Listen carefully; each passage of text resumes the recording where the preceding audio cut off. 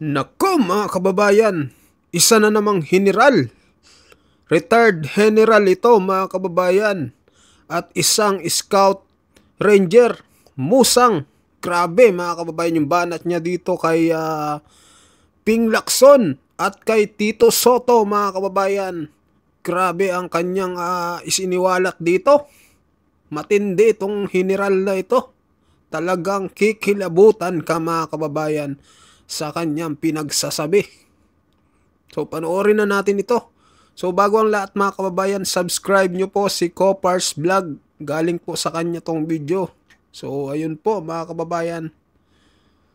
Eto na. Ikaw Senador Lacson, magiging bastos ako ngayon. Magiging bastos ako ngayon, sir. Idol kita, Senador Lacson. Pero dahil sa bilyon-bilyon ng pesos, nalasong ka sa bilyon. Nako. Trilyon pa. Grabe. Grabe itong banat mga kababayan. Nalason daw. Nalason. Grabe. Idol kita, sir. Pero dahil sa bilyon-bilyon ng pesos, nabago ang inyong pananaw. Nako, nabago daw ang iyong pananaw, Senador Ping Lacson. Iba iyong linya. Ikaw, Tito Soto. Ha? Ako, si Tito Soto na naman. Alam mo? Di ba ang alam mo lang magpatawa sa tao? Itbulaga ka lang lumaki. Hindi ka nga naging barangay captain eh. Tapos naging senador ka, naging senate president ka. No question ako doon. Pero, magaling ka mag-English. Pero nanggaling na yan sa Google. Balik ako muna kay Senador Lacson, sir. Idol kita. Pero ngayon, hindi na kita idol. Mamamatay ka na nga lang. Mag-iiwan ka pa ng masamang imahe. Di ba nakakaya yung Senador Lacson? I'm sorry for your watching. I'm sorry. Binibigay ko lang ang opinion ko bilang isang Pilipino. Na hindi ko gusto yung nangyayari sa Pilipinas. Hindi ko gusto.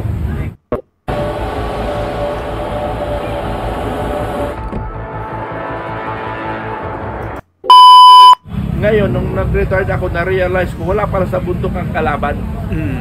Nandito pala sa bayan ang kalaban. Kaya, yung tapang ko, malasakit ko, nung ako'y nasa serbisyo, nagbuwis buhay ako, para gampanan ko ang aking responsibilidad sa taong bayan, sa ating gobyerno, na buong tapang kong pinagtatanggol ko ang sambayan ng Pilipinas. And yet, pag-retired ko, nakita ko pala ang problema ng ating bansa. Although noon, may korupsyon may korupsyon. Pero yung korupsyon nun, na kung kampano, nami-minimize pa yung korupsyon. 1,000 lang noon, in our time. Yung milyon na 50 million na si General Garcia, 50 million na si General Garcia, na nakakulong ngayon sa Bureau of Prison, si General Garcia, ang alam ko doon 50 million o 60 million lang ang nanakaw niya, nakulong ka agad. Ngayon, billion, trillion pa, hindi pa nakukulong.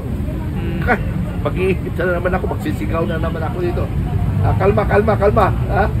Pag ako nag-iinit kasi ako, pag naramdaman ko na yung mga magnanakaw, yung nasa Senado at Congress, na para bang yung nakikinig, yung mga Pilipino, tanga, bobo, walang alam, manhid, nag-iinit ang dugo ko.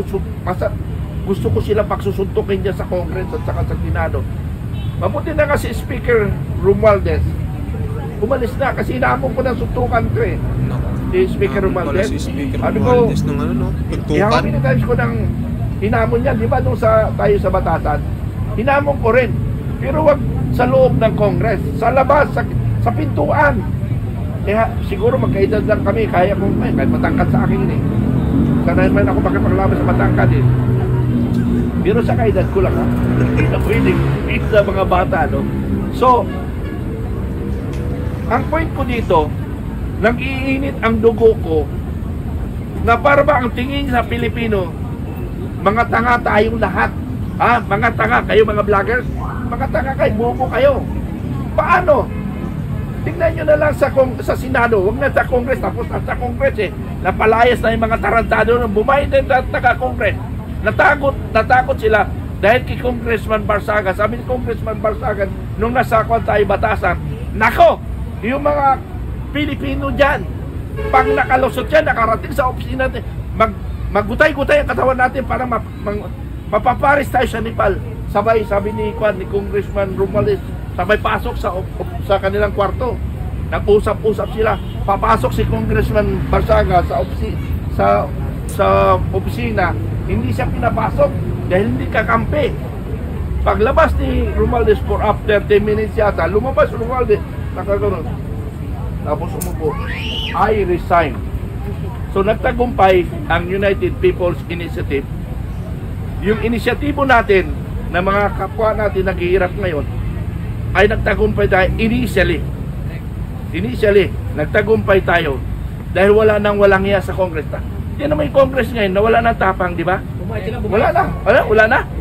Bumait sila, yung Congress. Putang na yung Congress! Bumait kayo, salamat, bumait kayo. Ha? Lumipat sa Senado niya. Oo nga, putang na. Pero Yun kung yan lang. Senado, kaya po rin natin pagbubugbugin dyan eh. Lumipat. Ikaw Senador Lacson, magiging bastos ako ngayon. Ha? Lumipat tayo sa Senado, sir. Ayan na. Magiging bastos ako ngayon, sir. Idol kita, Senador Lacson. Pero dahil sa bilyon-bilyon ng pesos, nalasong ka sa bilyon. Trilyon pa. Idol kita, sir. Pero, dahil sa bilyon-bilyon ng pesos, nabago ang inyong pananaw. Na iba yung linya. Ikaw, Tito Soto. Ha?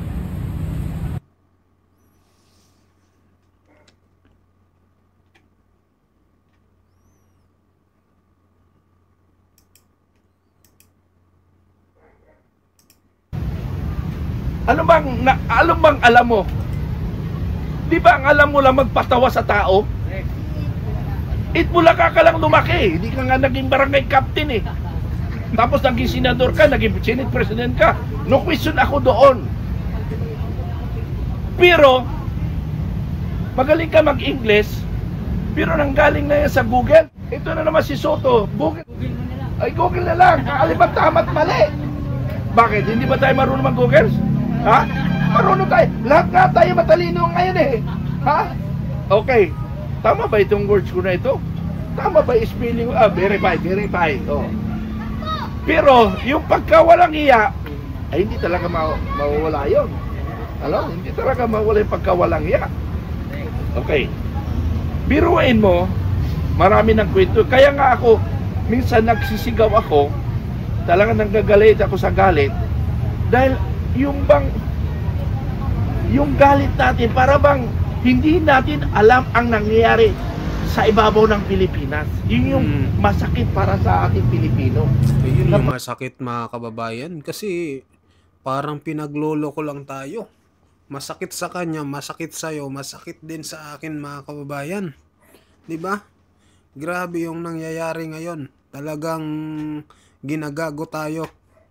Lahat ng Pilipino parang pinaglalaruan lang, mga kababayan. Ano opinion nyo dito sa pahayag ng isang general? Retired general po ito, mga kababayan, na talagang naglabas ng kanyang sama ng loob. Para bang ginawa tayo. Tingnan mo kanina yung nakapila. Naniwala sila, sir. Malaki ang tulong sa amin ni Marcos. Binigyan kami ng 3,000. Ha? 3,000? Ang nakalista doon, 15,000? Asan yun? Yung sobra nun?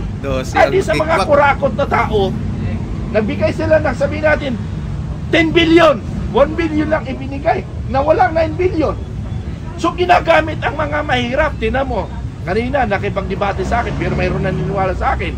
So pumasok sa isip ko, kaya yung marami tayo ngayon dito, hindi kumikilos dahil yung flood control, yung billion of pesos, ay napunta sa mga mahirap.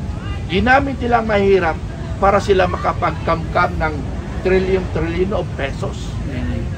So yun ang problema, kaya doon ako nanggagalit eh. Balik ako kay Senador Lacson. Balik ako muna kay Senador Lacson. Sir, idol kita, pero ngayon hindi na kita idol. Mamamatay ka na nga lang, mag-iiwan ka pa ng masamang imahe. Di ba nakakaya yung Senador Lacson? I'm sorry for your watching. I'm sorry. Binibigay ko lang ang opinion ko bilang isang Pilipino. Tama. Na hindi ko gusto yung nangyayari sa Pilipinas. Hindi ko gusto. Nangyayari sa Pilipinas. Ikaw, Soto. Putang. Ay, sorry. Ikaw, Soto. Muntik na papamura guys eh. Ito ha, napakaganda ng takbo ng karer ng iyong pamangkin. Ginamit mo, isinalang mo sa sa Congress. Ayun, windang-windang ngayon ang popularity, ang ginawa ng iyong pamangkin, si Coco, Vico Soto. Ngayon, asan na ngayon siya? Wala na. Nahiya na siya humarap sa media. Vico, sinira mo Soto. Tito Soto, tarantado ka.